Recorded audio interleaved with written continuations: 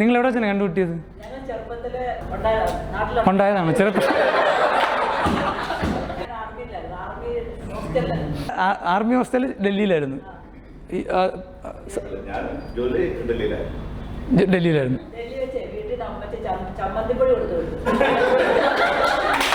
വാ, അവിടൊക്കെ ചമ്മന്തിപ്പൊടിയും കൊണ്ട് ചെല്ലാൻ കാണിച്ച ധൈര്യം അല്ലേ? ആർമി ഹോസ്റ്റലിൽ ചമ്മന്തിപ്പൊടിയും കൊണ്ട്. ഇപ്പോഴാണ് ഐശ്വര്യ ഡയറി മിൽക്കൊക്കെ 31 വർഷം മുന്നേ ചമ്മന്തിപ്പൊടിയായിരുന്നു സീൻ. ഇത് നമ്മളറിഞ്ഞില്ലല്ലേ? ഓക്കെ. എന്നിട്ട് നിങ്ങളമ്മ എങ്ങനെ കണ്ടുമുട്ടി? നാട്ടിൽ വെച്ചറിയാം. പിന്നെ എന്തിനാ അത് ഡൽഹിയെ കൊണ്ട് സെറ്റ് ചെയ്തത്? ഇത് വലിയ ബജറ്റൊന്നുള്ള പരിപാടിയല്ല.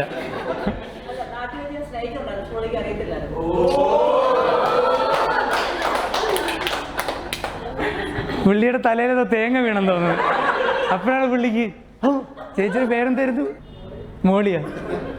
അതാ മോളിന്നൊരു സാധനം വീണു.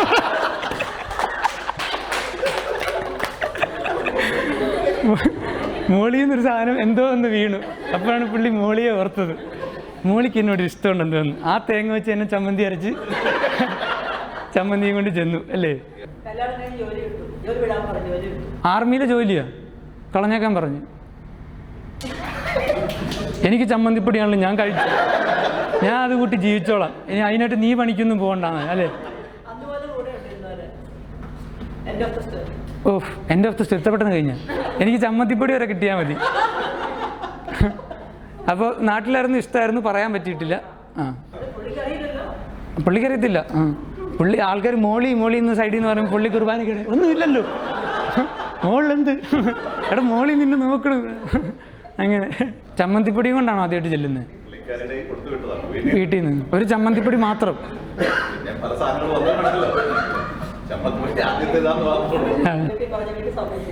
വീട്ടിൽ സമ്മതിച്ചില്ല. വീട്ടുകാർ എന്തുകൊണ്ടാണ് പുള്ളി വേണ്ടെന്ന് പറഞ്ഞത്? ചുമ്മാതെ. പക്ഷെ ചമ്മന്തിപ്പൊടി പോക്കറ്റിൽ നിർത്താൻ പുള്ളി ചിരിക്കും, പൂക്കിയാവും പെട്ടെന്ന്. അല്ല പിന്നെ എങ്ങനെ ശരിയാക്കി? ശരിയായോ? തന്നെ ശരിയായോ? വീട്ടിൽ പറഞ്ഞ് പുള്ളിയോടൊപ്പം ഇതെപ്പോഴാണ് പറഞ്ഞു? പുള്ളിക്ക് എങ്ങനെ തോന്നി? ശരിക്കും വന്ന് വിഷമത്തിലായിരുന്നു പുള്ളി. ഇങ്ങനെ മോളി പോയി കാണുമോ, ത്രേസ്യാമ്മയെ നോക്കണം, നീ ഒന്ന് പറഞ്ഞേക്ക് മോളിയെ കാണുമ്പോൾ ഞാൻ ഭയങ്കര വിഷമം അടിച്ചിരിക്കുകയാണ്. അയാളിപ്പോൾ ചമ്മന്തിപ്പൊടി പോലും കൂട്ടാറില്ല, നീ ഡാർക്കാന്ന് അല്ലേ? എന്നിട്ട്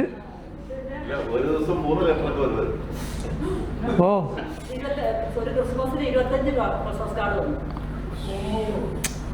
പലർക്കയച്ചാട്ടോ. പക്ഷേ